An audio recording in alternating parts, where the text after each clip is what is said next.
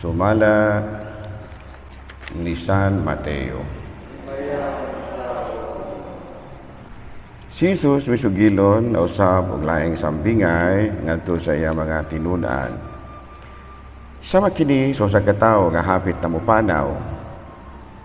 Tawag niya ang iyang mga tilugoon o piniyalan o iyang sa iyang katigayunan o gitagaan sila puhunan sumala sa ilang katapus. May gitagaan 5,000 ka pesos, ang usa 2,000 ug ang usa pa gayud 1,000. Nya mipanaw siya. Ang sulugoon nga nakadawat og 5,000 milakaw dayon ug gipatigayon niya ang salapi ug nakaganansya siya og laing 5,000. Ang nakadawat og 2,000 nakaganansya og 2,000. Apan ang sulugoon nga nakadawat og 1,000 ka pesos milakaw ug nagkalot sa yuta ug gitaguan niya ang salapi sa iyang agalon. Tapos sa taas nga panahon ipauli ang agalon ni atong mga sulugoon ug nangayog husay. Ang sulugoon nga nakadawat og 5,000 miadto kaniya ug gihatag ang laing 5 nga ginansya. Miingon siya, gitagaan ko nimo 5,000, tanawa ani ay laing 5,000 ka pesos nga akong naganansya. Maayo, buutan ka og maayong sulugoon, miingon ang agalon. Sanglit sa kasaligan ka man sa jutang salapi, piyalan ko ikaw sa daghan. Dali, ug ambit sa akong kalipay. Ug misulod ang sulugoon nga natagaan og 2,000. Sir, gitagaan ko nimo 2,000. Ani ay laing 2 nga akong naganansya. Uy, maayo, buutan ka ug maayong sulugoon. Sanglit kasaligan ka man gyud ay sa gagmayng jutang salapi, piyalan ko ikaw daghan. Dali, sulod ug ambit sa akong kalipay. Ug misulod ang sulugoon nga nakadawat og 1,000 ug miingon, Sir, kabalo ko nga istrikto ka. Nag-ani ka sa wala nimo itanong, naghipos ka sa wala nimo ipugas. Nahadlo ko, busa milakaw ako o gitaguan ako ang salapi nga imong ihatag. Tanawa sir, ani ara gyud ni, wa ginako ni kuhae. O miingon ang agalon, wa kay hinungdan o tapulan ka nga sulugoon. Nasayod ka man di ay, nga ako nag-ani sa wala ko itanong, naghipo sa wala ipugas, nganong wala man nimo ideposito sa bangko ang akong salapi. Aron mahibalik kini kanako nga may tubo na. Karon, kuhaan kaniya ang salapi ug ihatag ngadto sa sulugoon nga may 10,000 ka pesos. Kaya ani ay iya kang ana ay iya hatagaan og dugang ug makabaton siya labaw pa sa iyang gikinahanglan. Apan nung walay iya, bisan gani ang jutay nga iya ha kuhaon pagikan kaniya.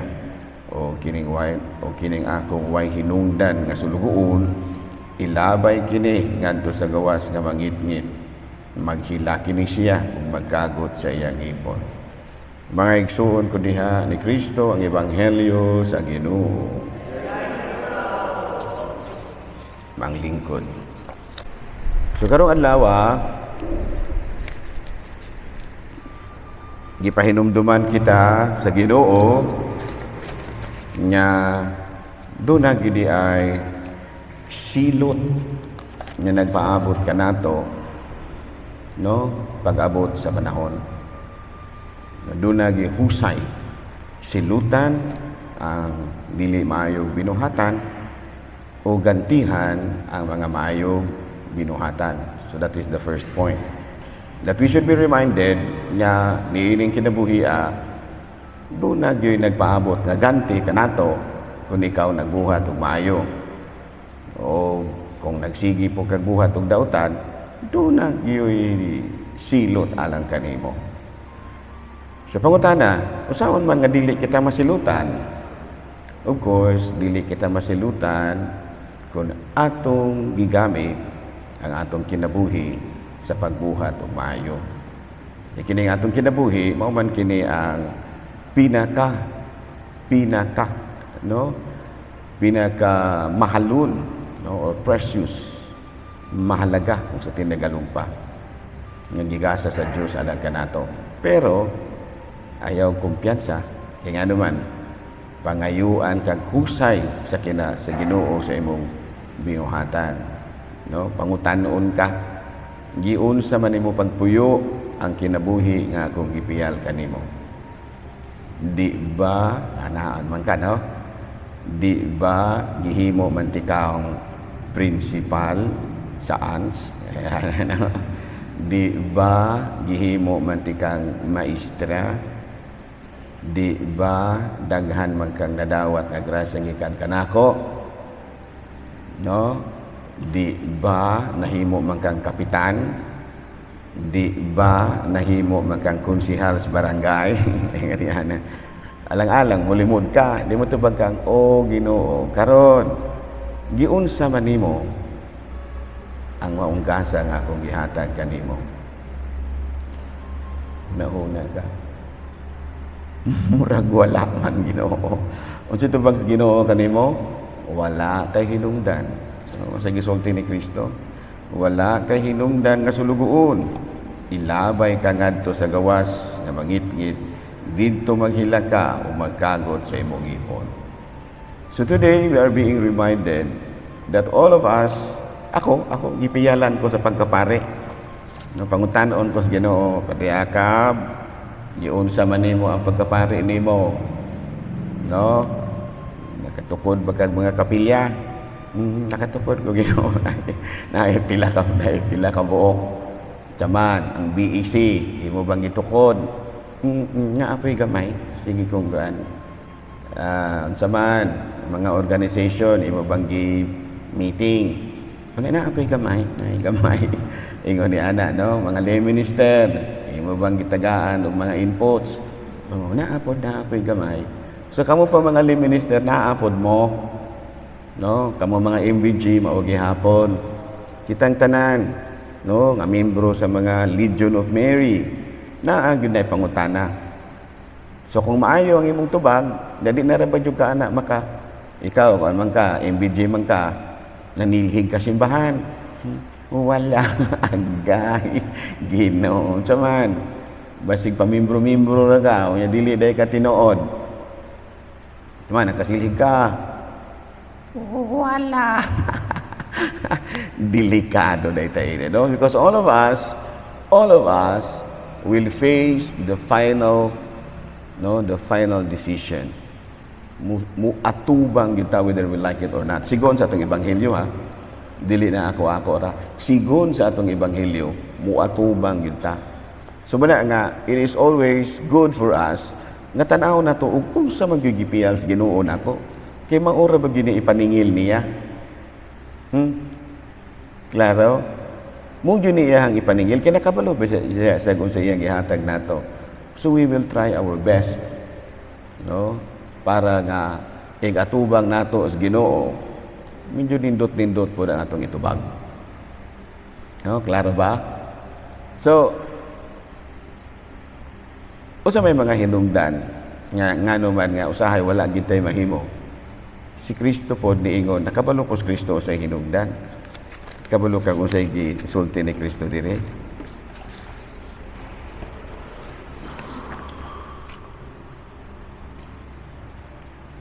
Nasayod ka, no? Nasayod, no? Wala kay hinungdan, no? Hindi gisulti dire, no? Doon ay niingon nga, wala ra kay gihimo, Lord. Kanya niingon ang Ginoo, wala kay hinungdan nga sulugoon. No? Wala kay hinungdan nga sulugoon. Tapulan ka nga sulugoon. Sa ito pa, ang usa day kahinungdan nga wala di kitay mahimo sa gipiyal ka nato sa Ginoo sa hinungdan sa gisulti ni Kristo katapulan. Usa gid na tapulan.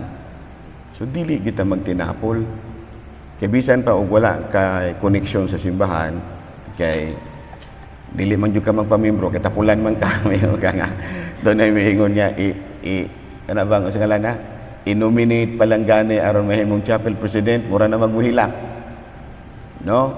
Mura nagmuhila kay okay dili na lamang o chapel president po ka purwa gyud po kay nahimo magsige ra kay himo og excuse ngadto sa imong kura paroko, no? Kung ingon nga katikisim, wala ko katikisim.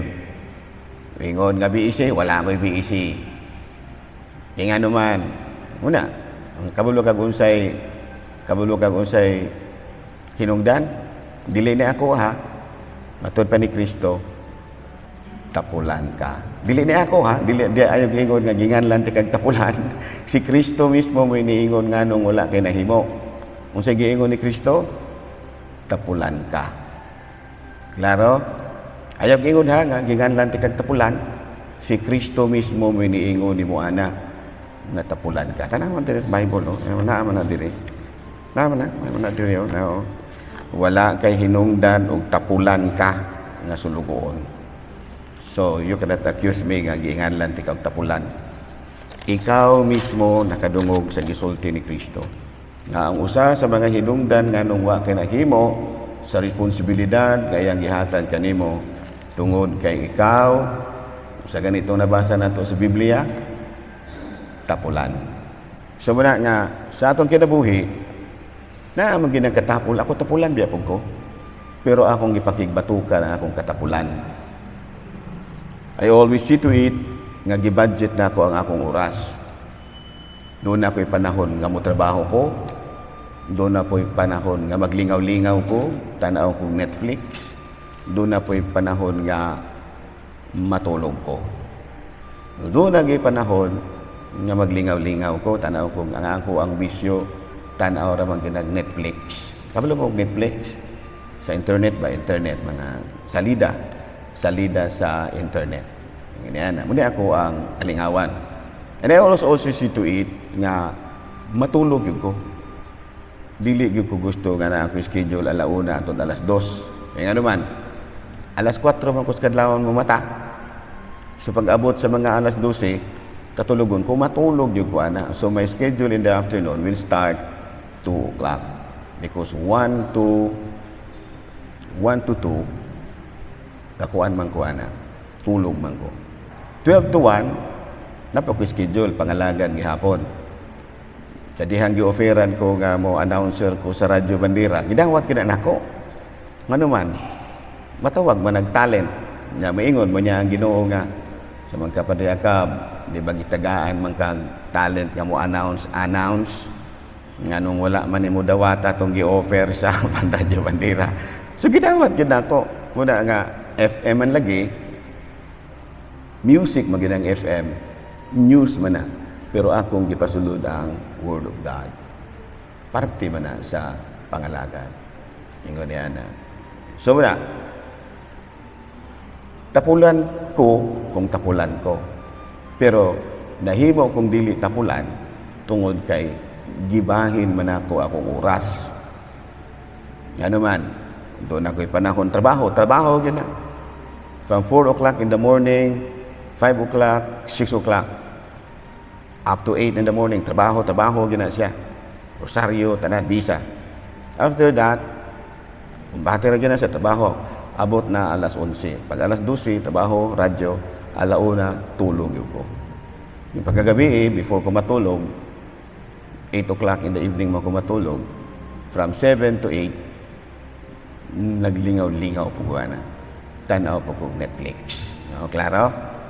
So, aron dili ka mahimong tapulan. Kay kun ang imong hunahuna, tanang higayon nimo, di radyo ka mo trabaho, pag-abot sa panahon nga moatubang ka sa hukmanan sa Dios, manalitan siya pilider ka wa kay nahimo, imo yun ang tubagon. Di ba? Siya pilider man ka dito sa kuan, o sa may mong nahimo. Saman, imo bang napurma ang DEC? Wala. Ang mga tao dito, imo ba nga nadalag simbahan? Wala. Patay kang gulanga kang ano. Dako kay kagtulubagon, dako kay kag buhatunon sa imuhang kinabuhi. Sumosa karong sa Banuha, lay minister ka. No, di ba lay minister man ka? Oh, adto kag kapilya. Adto, very good, no? Sa ulugan ka. Tubag. Sa ulugan, very good. Nakatubag ka sa eksakto, pero giingon niya, lay minister ka, dito ka sa kapilya, wala, tigulang naman ko, okay ra po na, tigulang naman ka. Klaro ba? Klaro? So God is a very just God. So tanahon tubagon lagi-lagi nimo tanan. Ayuhon gyud nimo. But God, di ka pwedeng mamalak, di ka pwedeng mamakak. Di ka pwedeng mamakak. Nganuman, bisan ang gidaghanon sa imong buhok, nakabalo ang Ginoo ni ana. No? Ug upaw ka na, tulo na lamang kabuok na imong buhok, kabalong Ginoo ana. Klaro? Kabalo ang Ginoo ana. So ayaw pulo pamakak. Kay ultimo ang gidaghanon sa imong buhok matud pa niya, nakabalo kog pila na kabuok. So ayaw kog bakak-bakaki kay nakabalo ko nimo. Klaro? Yan no? So again, sa atong ebanghelyo karon, salamat kita sa Ginoo nga gitagaan kita niining maong reminder o pangayoon nato sa Dios nunta kining maong reminder niya makatandong sa atong kinabuhi, atong mausab ang atong kaugalingon kung naa man gani ulusbon aron pag-abot sa panahon kung paningla na kita sa Ginoo sa iyang ipiyal kanato, aduna unyay dakong ganti nga iyang igahin alang kanato. Manindong kalit. Moingon karon.